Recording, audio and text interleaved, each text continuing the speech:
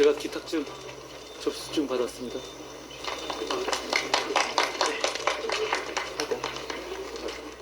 이번 재보궐선거 북구갑 재보궐선거에서 승리해서 북구의 미래, 부산의 미래, 대한민국의 미래를 한동훈이 끝까지 바꾸겠습니다. 이번 선거에서 제가 승리하는 것은 폭주하고 있는 이재명 정권을 제대로 견제하는 보수가 재건되는 것이고, 그리고 잠시 보수가 보수의 모습을 잃고 일탈해온 장동혁 당권파의 국민의힘의 일탈을 정상화시키는 것이기도 합니다. 무엇보다 우리 북구갑은 부산 전체 18개 지역구 중에서 20년간 늘 후순위였습니다. 늘 18번째 순위였습니다. 선순위를 받지 못했죠. 늘 양보만 해오고 그걸 참아 오셨습니다. 이제 한동훈이 그걸 바꾸겠습니다. 저는 늘 양보만 해온 북구갑을 부산의 1순위, 대한민국의 1순위로 바꾸겠습니다. 그동안 20년 동안 이 아름다운 북구갑이 기대만큼 발전하지 못했던 것, 지금부터 제가 바꾸겠습니다. 북구의 미래를 새로 열겠습니다. 끝까지 북구와 함께합니다.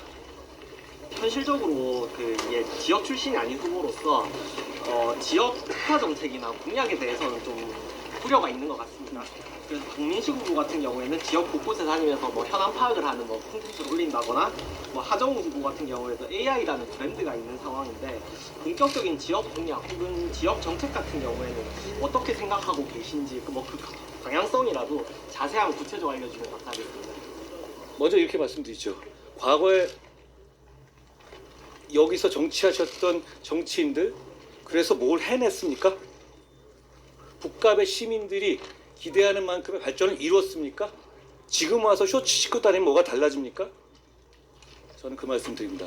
그리고 하정우 후보가 AI를 얘기하는데, 정치인은 시민과 지역에 맞춰야 하는 겁니다. 시민과 지역 보고 자기가 조금 아는 분야에다 끼워 맞추라고 하면 안 되는 것이죠. 하정우 후보가 AI 관련한 업무를 했던 사람이죠.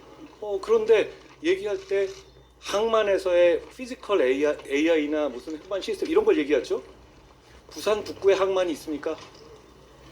부산 북구에 피지컬 AI를 도입하면 부산에 있는 근로자들은 직을 잃게 됩니다.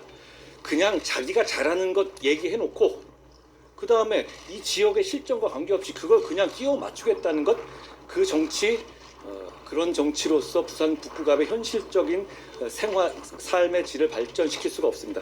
저는 이렇게 말씀드립니다. 부산 북구갑은 대단히 아름답고 살기 좋은 곳이고 더 발전되어야 할 가능성이 무궁무진한 곳입니다.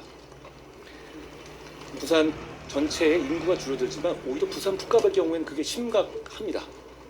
다시 사람을 부산 북갑으로 모이게 하고, 덕천, 만덕, 구포로 모이게 하고, 다시 덕천, 만덕, 구포로 돈이 모이게 해야 합니다. 제가 부산 북갑에 온 것이 한 얼마 20일도 되지 않았는데요.